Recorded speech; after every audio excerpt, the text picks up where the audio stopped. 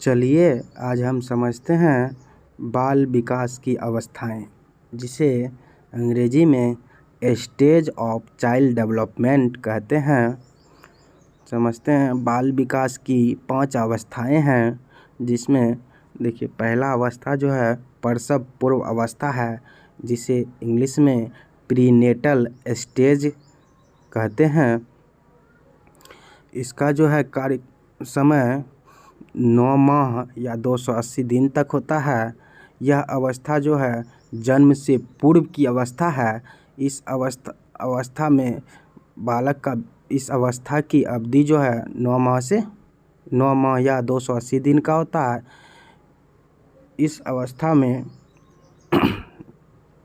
विकास जो होता है माता के गर्भ में ही होता है। शिशु का विकास जो है माता के गर्भ में ही होता है इस अवस्था में। और इस अवस्था में शिशु का विकास माता के खान पान अर्थात स्वास्थ्य पर निर्भर करता है।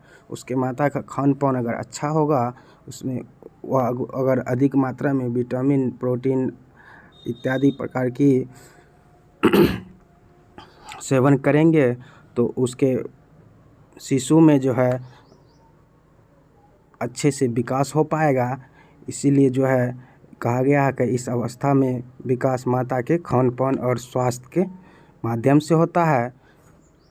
चलिए दूसरा देखते हैं। दूसरा अवस्था है शैशवावस्था, जिसे अंग्रेजी में इन्फेंसी स्टेज कहते हैं। जिसे देखिए इस अवस्था का समय जो है जन्म से लेके 2 वर्ष तक होता है।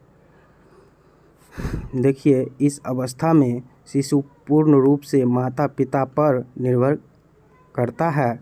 देखिए इस अवस्था में जो है शिशु पूर्ण रूप से माता पिता पर निर्भर करता है, क्योंकि इस अवस्था में उसे सिर्फ अनुकरण करने का ज्ञान होता है। इस अवस्था में जो है वह कोई भी चीज़ सिर्फ देख के अनुकरण मतलब होता है कि नकल करना, जैसे नकल करने के माध्यम से सीखता है।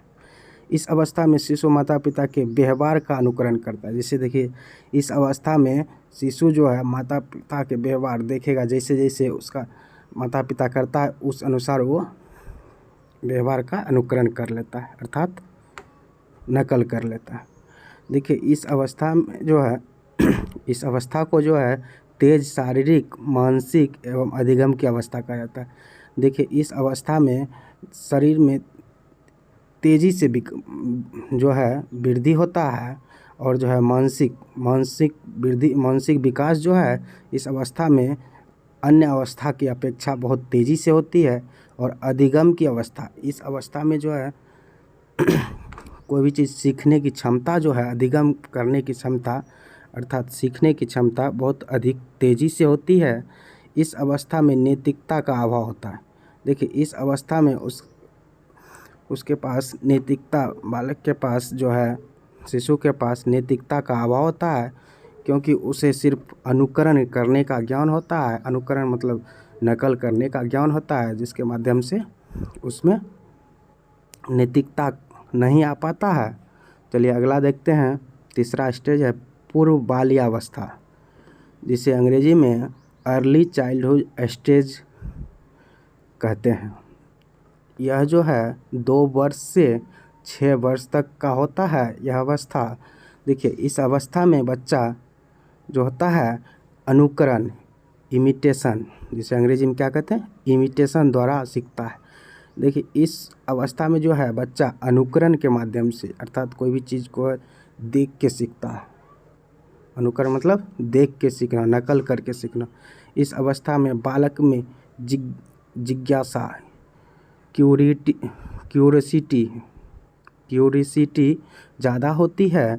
देखिए इस अवस्था में जो है बालक में किसी भी चीज़ को जानने की जिज्ञासा अधिक होती है। इस अवस्था में जो है जैसे बालक जो है किसी भी चीज़ के प्रति सवाल पूछने की जिज्ञासा होती है कि ये क्या है, इससे क्या होता है, जिससे कि कभी कभी जो है उसके माता पिता भी जानकारी अगर साक्षर ना हो तो उसे भी परेशानी हो सकती है, क्योंकि इस अवस्था में जो है बालक में जानने की जिज्ञासा बहुत अधिक होती है, इसलिए वह क्यों, किंतु, क्यों और कैसे ये सवाल जो है ज़्यादा पूछता है।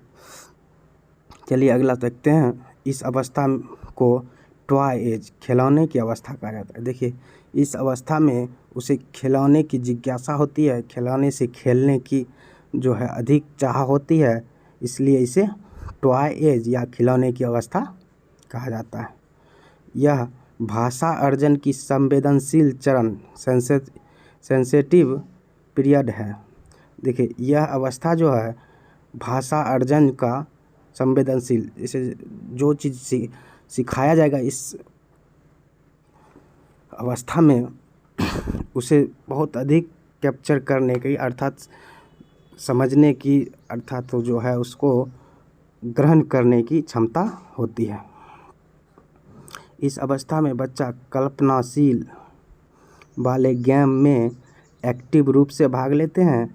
जैसे देखिए इस अवस्था में जो है कल्पना करने वाली गेम जो होता है उसमें अधिक भाग लेने की चाह रखती है बालक। चलिए अगला देखते हैं। 4 नंबर है उत्तर बाल्यावस्था, जिसे दूसरे नाम से बाल्यावस्था के नाम से भी जाना जाता है। लेटर चाइल्डहुड या चाइल्डहुड स्टेज। देखिए यह अवस्था 6 से 12 वर्ष तक का होता है। इस अवस्था में तार्किक चिंतन, लॉजिकल थिंकिंग की अवस्था कहा जाता है। देखिए इस अवस्था को जो है लॉजिकल थिंकिंग की अवस्था कहा जाता है, क्योंकि उसमें सोचने की क्षमता जो है अधिक हो जाता है, जिससे वह तर्क कर पाता है, अधिक से अधिक तर्क के माध्यम से समझता है। इसे आरंभिक स्कूल की एज कहा जाता है। देखिए इस अवस्था में जो है स्कूल जाने की आरंभिक अवस्था कहा जाता है, क्योंकि इसी अवस्था में बच्चा को जो है बालक को स्कूल में जाया जाता है और वह स्कूल में ज्ञान जो है प्राप्त करता है, जिसके माध्यम से उसका विकास होता है। इसे गंदी अवस्था कहा जाता है। देखिए इसे गंदी अवस्था इसलिए कहा जाता है, इस अवस्था में बालक जो है खेल कूद पर ज़्यादा ध्यान देता है, जिसके कारण इधर उधर जो है देखते होंगे, इधर उधर बच्चा जो है घूमते फिरते रहता है, घोलट पलट जो है करते रहता है, कीचड़ उचड़ इधर उधर, इसीलिए इसे गंदी अवस्था कहा जाता है। इसे फुर्ती की अवस्था या स्मार्ट एज कहा जाता है। देखिए इस एज में जो है बालक पूरा एक्टिव रहता है, कोई भी चीज़ के प्रति जो है अस्थिर नहीं रहता है, कोई भी कभी भी अस्थिर नहीं रहता है, हमेशा जो है कुछ न कुछ इधर उधर तितर बितर कोई भी सामान उलट पुलट करते रहता है, इसलिए इस अवस्था को फुर्ती की अवस्था या स्मार्ट एज कहा गया है। इसे खेलों की अवस्था, गेम स्टेज कहा जाता है। देखिए इस अवस्था में बालक को जो है खेलने की जिज्ञासा ज़्यादा होती है, जिससे वो खेल की ओर अधिक आकर्षित होता है, इसीलिए इस अवस्था को खेलों की अवस्था कहा गया है। इस अवस्था में संग्रह, स्टोरेज की प्रवृत्ति विकसित होने लगती है। देखिए इस अवस्था में जो है बालक संग्रह, कोई भी चीज़ जमा करने की प्रवृत्ति, जैसे देखिए कोई भी सामान लेके सजाने की मतलब हो गया, एक घर में जमा अपने पास इकट्ठा करके रखने की प्रवृत्ति होती है, इसीलिए जो है इस अवस्था को संग्रह या स्टोरेज की प्रवृत्ति विकास का अवस्था कहा जाता है। इसे टोली, समूह या गैंग की अवस्था कहा जाता है। देखिए इस अवस्था में जो है बालक समूह बनाना अधिक पसंद करता है, समूह हो गया, गैंग के रूप में रहना पसंद करेगा। जैसे देखिए बच्चा लोग देखिएगा, जहाँ भी जब वो बाल्यावस्था में रहेगा अर्थात 6 साल से 12 वर्ष तक, तो देखिएगा वो गैंग के रूप में चलेगा, जहाँ भी जाएगा अपना दोस्त बना लेगा, उसी के रूप में सब एक साथ चलेगा, इसीलिए इस अवस्था को जो है टोली, समूह या गैंग की अवस्था कहा जाता है। इसे जीवन का अनोखा खाली, यूनिक पीरियड कहा जाता है।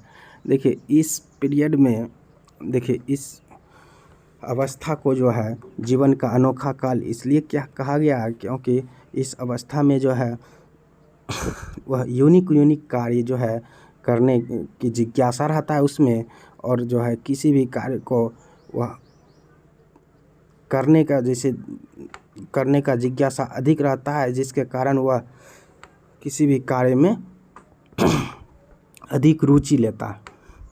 इसलिए इसे जो है अनोखा काल कहा गया है। चलिए देखते हैं 5 नंबर किशोरावस्था, जिसे अंग्रेजी में एडोलसेंस कहते हैं। देखिए यह अवस्था 12 या 13 से 18 वर्ष तक होता है। इसे जीवन का सबसे कठिन काल कहा जाता है। देखिए इस अवस्था में जो है यह अवस्था जो है जीवन का सबसे कठिन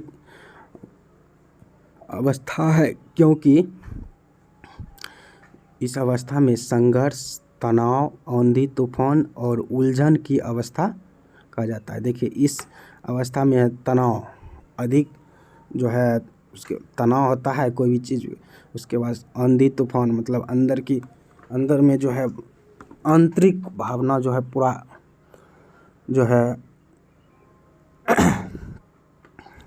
आंधी तूफान मतलब इधर उधर अस्थिर नहीं रहेगा। इस अवस्था में जो है वह उसे जो चीज़ मना कीजिएगा वही करने के लिए आगे बढ़ता है और करने के लिए उत्सुक होता है, जिसके कारण उसे डांटने पर भी वह जो है एग्रेसिव हो जाता है। और इसीलिए इसे जो है तनाव, संघर्ष और आंधी तूफान या उलझन की अवस्था कहा गया है। इसमें विषमलिंगी आकर्षण होता है। विषमलिंगी देखिए समझते हैं। विषमलिंगी मतलब एक दूसरे के विषम लिंग के प्रति, जैसे लड़का लड़की के प्रति और लड़की लड़का के प्रति आकर्षक होता है, इसीलिए इसे विषमलिंगी अवस्था भी कहा जाता है। इस अवस्था को स्वर्ण काल या गोल्डन एज कहा जाता है। देखिए इस अवस्था को स्वर्ण काल इसलिए कहा जाता है क्योंकि इस अवस्था यह ही एक ऐसा अवस्था है जिसके अंतर्गत उसका जो है पूरा जीवन के चरित्र का निर्माण होता है। जैसे जो जीवन का मोड़ एक तरह से कह सकते हैं, जिसके माध्यम से इसी अवस्था में वह अगर अच्छा स्वभाव गाइडलाइंस मिले तो अच्छे रास्ते पर, और गाइडलाइंस बुरा मिले तो बुरे रास्ते पर जाता है। इसीलिए इस अवस्था को स्वर्णकाल या गोल्डन एज कहा जाता है, क्योंकि इसी अवस्था से जो है अच्छा और बुरा बनने का अवसर मिलता है। इस अवस्था में वीर पूजा, हीरो वर्शिप की भावना होती है। देखिए इस अवस्था में उसे जो है खुद को, अपने आप को श्रेष्ठ की भावना होती है, श्रेष्ठ बनना चाहता है। इसलिए इस अवस्था को जो है वीर पूजा या हीरो वर्शिप की भावना की अवस्था कहा गया है। इस अवस्था में बच्चों अमूर्त थिंकिंग, एब्स्ट्रैक्ट थिंकिंग, अमूर्त चिंतन करते हैं। देखिए इस अवस्था में जो है बालक जो है मूर्त मतलब वह कोई भी वस्तु को देख के उसके बारे में सोचना, तो वो हो जाता है मूर्त चिंतन। और मूर्त चिंतन मतलब हुआ किसी वस्तु को देखे बिना उसके बारे में कल्पना करना। जैसे देखिए इस अवस्था में कहेगा त्रिभुज में कितने, जैसे उसको बोला जाएगा त्रिभुज में कितने भुजाएं होती है, तो वो तुरंत कल्पना करेगा माइंड में, बिना आकार बिना फिगर देखे, हाँ त्रिभुज में 3 भुजाएं होती है। इसीलिए उस बिना मूर्त मतलब बिना वस्तु को देखे जो है वह थिंकिंग करता है, सोच लेता है। इसीलिए इस अवस्था इसीलिए कहा गया है, इस अवस्था में बच्चे अमूर्त चिंतन करने लगते हैं। चलिए धन्यवाद।